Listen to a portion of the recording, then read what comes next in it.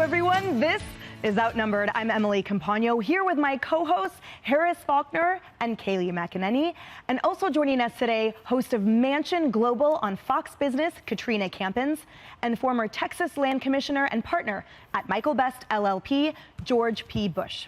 Now we begin with this, the crisis at our southern border nearing a breaking point. Fox News has learned the White House has approved a plan to send 1,500 active duty troops to the border to help prepare for a migrant surge ahead of Title 42's expiration in just 9 days. Meanwhile, Texas Governor Greg Abbott resuming his busing of migrants to several blue cities across the country, hoping to relieve just some of the overwhelmed border communities by sending migrants to so-called sanctuary cities. But outgoing Chicago Mayor Lori Lightfoot is asking Governor Abbott to stop sending the buses, writing in a letter, quote, "We simply have no more shelters, spaces, or resources to accommodate an increase of individuals at this level, with little coordination or care that does not pose a risk to them or others." And New York City Mayor Eric Adams suggests Governor Abbott's migrant buses are racially charged attacks. Watch. Abbott sent asylum seekers to New York, black mayor, to Washington, black mayor, to Houston, black mayor, to Los Angeles, black mayor, to Denver, black mayor. He passed over thousands of cities to land here. I cannot ignore the fact that Governor Abbott sent migrants only to cities with their black mayors and is undermining our cities. George, the New York Post calls that race-baiting jujitsu, and they point out the fact that all of those cities have incentivized migrants by saying, oh, we'll give you food, shelter, Apple iPhones, places to stay. Why wouldn't they want to go there, and why wouldn't there be room for such if that's what the mayors tout?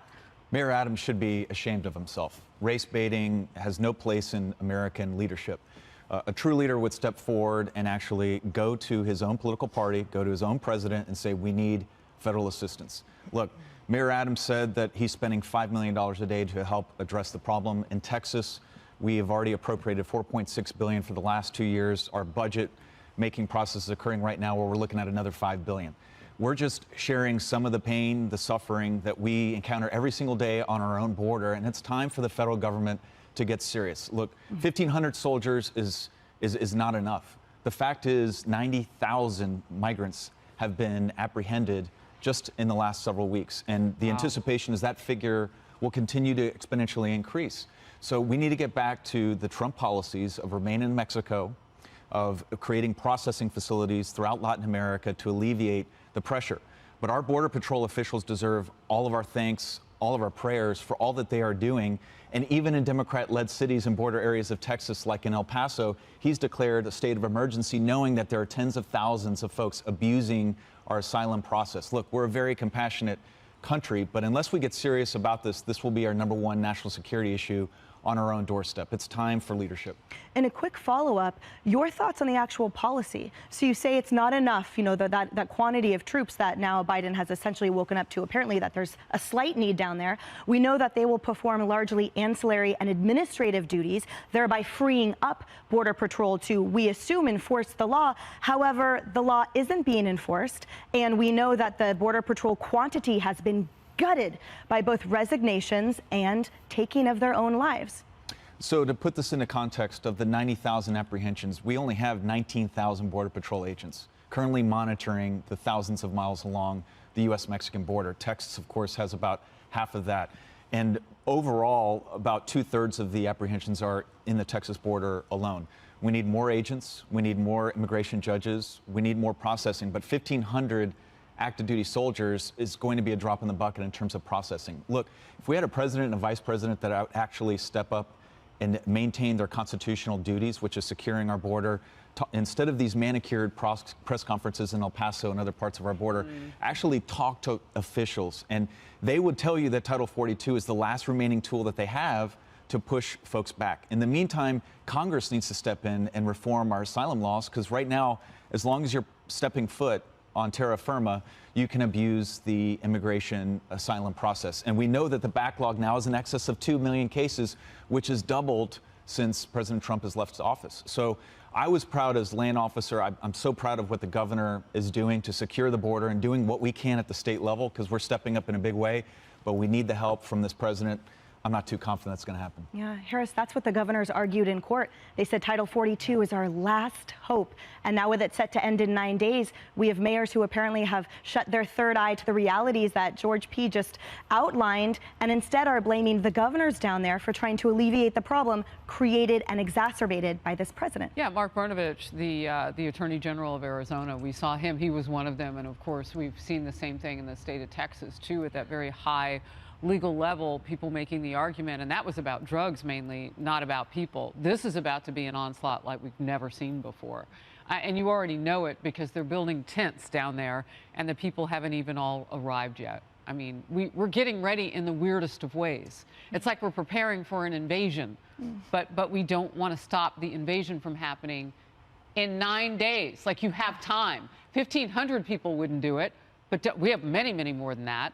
Senator Joni Ernst of Iowa, who served, was saying, well, what they're going to do is they're going to follow the cartel's orders, and they're all going to beg for asylum. And that slows down the process so much. That's why you need the military as a backstop, not at the border to actually secure it, but just to relieve some of the pressure for all that processing they'll have to do.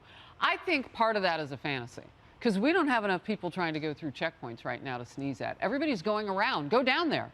I mean, those cameras are like going crazy with all the sensors and everything from people just crossing in every direction and taking off their clothes at the water and trying to, because they're soaked from swimming across the Rio Grande, and putting the dirty clothes on that other people left behind on and getting away from the cameras. I mean, it is pandemonium down there. And that's today. 9 days from now, let's check in. Kaylee, Harris mentioned fantasy. In typical form and fashion from this administration and the White House spokesperson, let's listen to the fantasy that she is putting forth. Watch.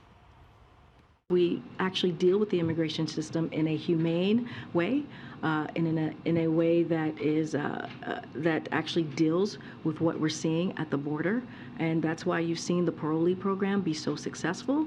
It has when it comes to illegal migration, you've seen it come down by more than 90%, and that's because of the actions that this president has taken. But we know that more action needs to be taken, so it has to be legislative action. We're going to continue to call Congress to do that, and so this is important to this president. On day one, he put forth a legislation to move forward on this. Down 90%? What fantasy land is she living in? Yeah, Chuck Ross from the Washington Free Beacon calls this perhaps the biggest lie from the White House podium thus far. And I have to agree, because we have the data. She knows the data. All you have to do is pick up the phone and call Mayorkas. But as Griff Jenkins laid it out, it's very clear. Fiscal year 2022, 1.3 million illegal crossings. Fiscal year 2023, so far, 1.4 million illegal crossings. So that's an increase of 136,000 and some change at a time when we are already at historic records for illegal border crossings. So she knows this. But my question is, where are the fact checkers? I put in 3 Google search terms: Karine Jean-Pierre, her statement, and fact check. And guess what came up? 0 results. That is what my Google said. So the fact checkers are asleep right now. They need to wake up. They're totally derelicting in their duty. And this is equivalent to the other lies we've heard. Republicans want to defund the police. She also said Republicans want to defund Border Patrol. And then there's this whopper. Republicans are fighting to put fentanyl on the streets. Do you know a single Republican that wants children to die and is fighting to put fentanyl on the streets? That is what she said. I'll leave it to the viewers to characterize that as lie or truth. Katrina, at least there's 5 fact checkers here. And you're absolutely on point, everything that you all said. What I think is really interesting is that now the Democratic mayors are feeling the pain. So now they're speaking to it. So we know that this is not only a Republican or a Democratic issue. It's an issue that we have basically in the United States of America, and we need to do something about it. And I want to say lastly, last week when I came in for the premiere, I arrived at the airport and I saw all the migrants on the floor, women, children, and that's when it hit me. It was kind of like an awe moment, because we talk about it so much, but it's very different to actually see it and see people suffering. And I think seeing those depths, you know, a photograph or a video doesn't capture when you're there in person and you see the depth and the breadth of it throughout entire states, and to the point of fentanyl, all 50. Hello, everyone. This is Outnumbered. I'm Emily Compagno, and also joining me today, Fox Business anchor and host of American Dream Home on Fox Business, Cheryl Casoni, Fox News contributor Tammy Bruce, former State Department spokesperson and founder of Polaris National Security, Morgan Ortagus, and Fox News contributor and host of The Guy Benson Show on Fox News Radio, Guy Benson. Now we begin with growing tensions surrounding New York City's dire migrant crisis.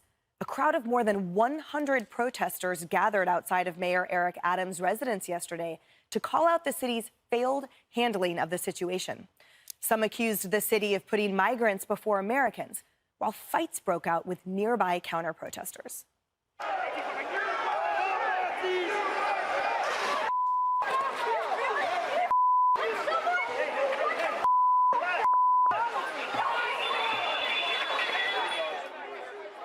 NYPD officers made several arrests after that violence, including this woman who was seen trying to light the American flag on fire before stomping it into the ground.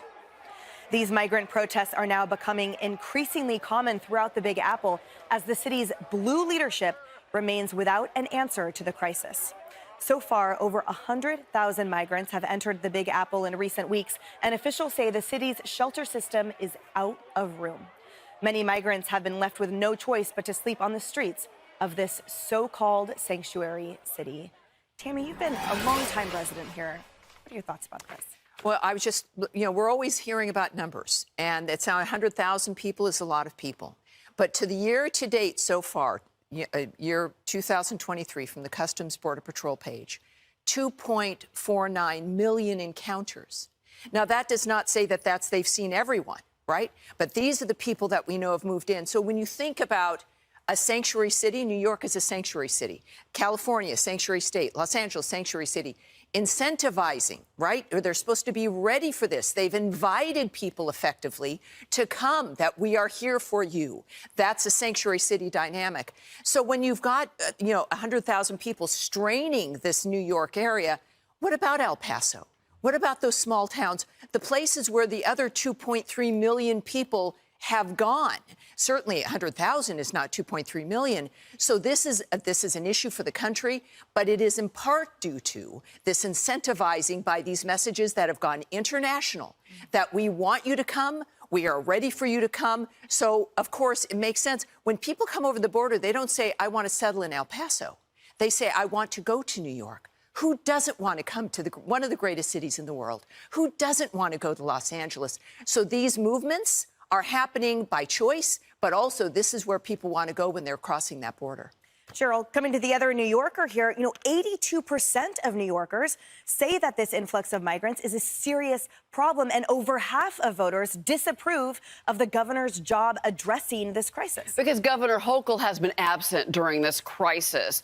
Mayor Eric Adams has constantly said that he needed help, he needed assistance. He's been crying for federal funding for the Biden administration. It's a joke what the Biden administration has offered the city of New York.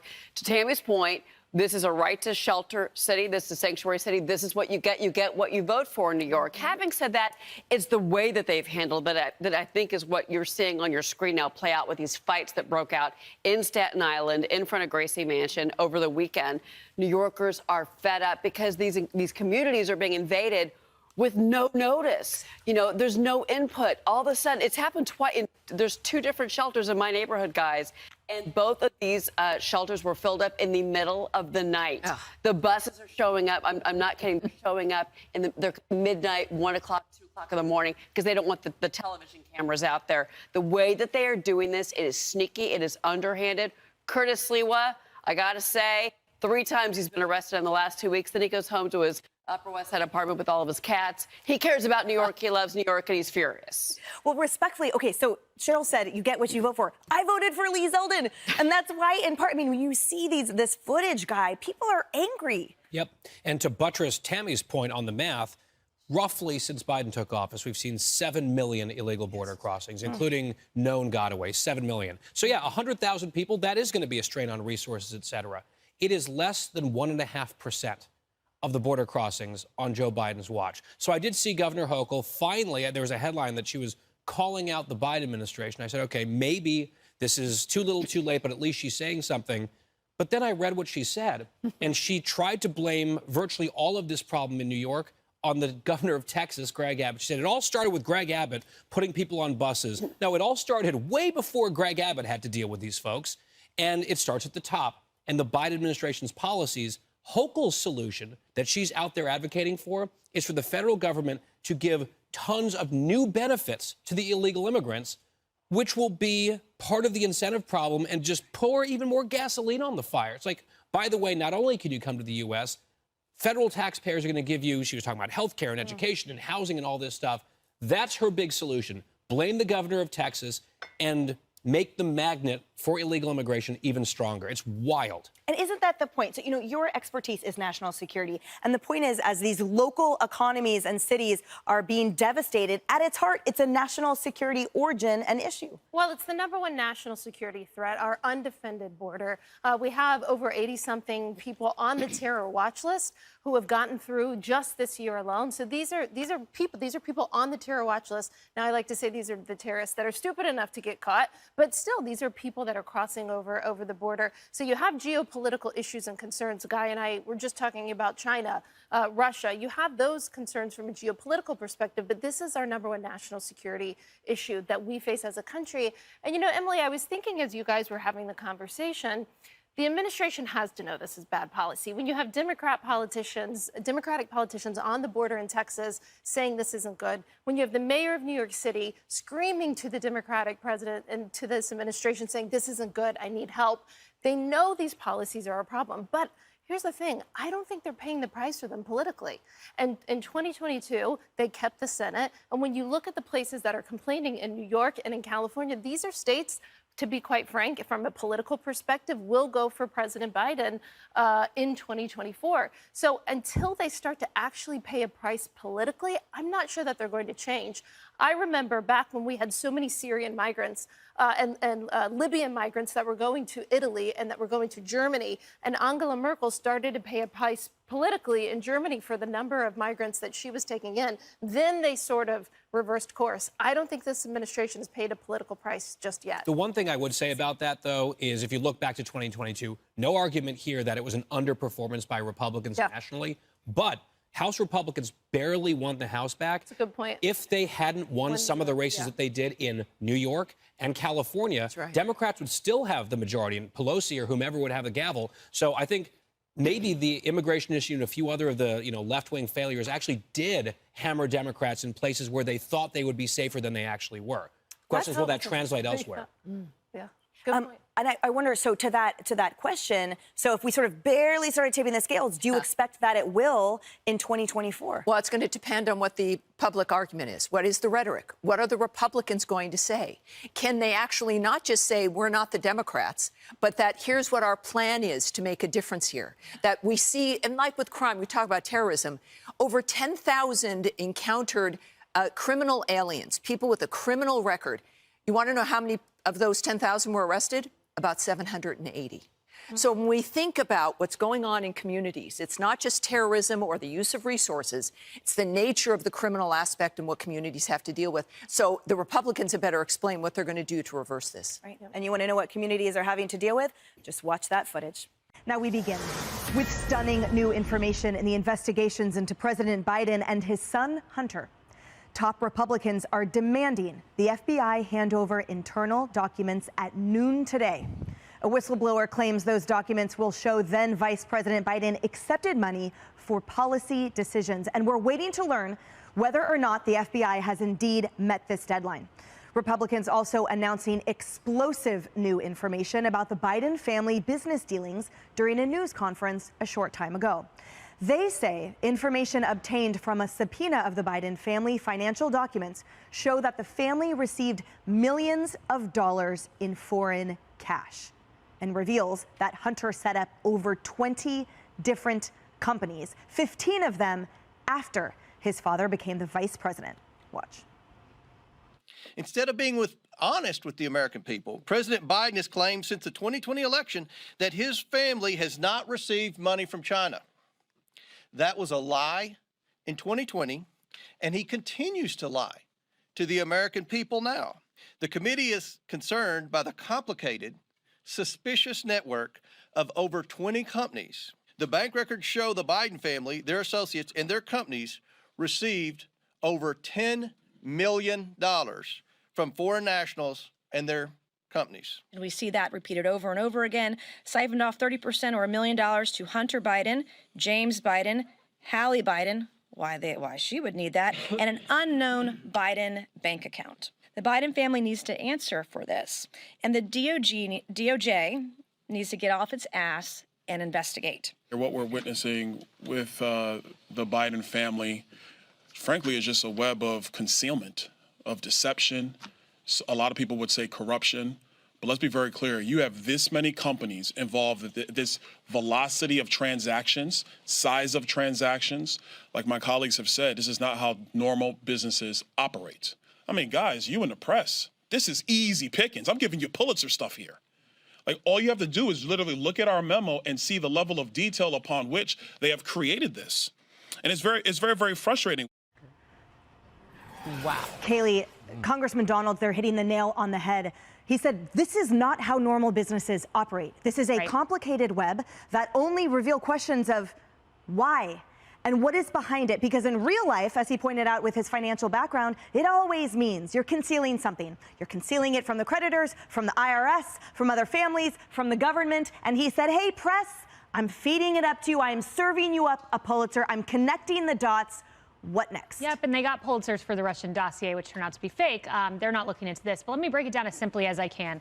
2 countries, Romania, China, both of which the Biden family gets payments from, these companies within these countries.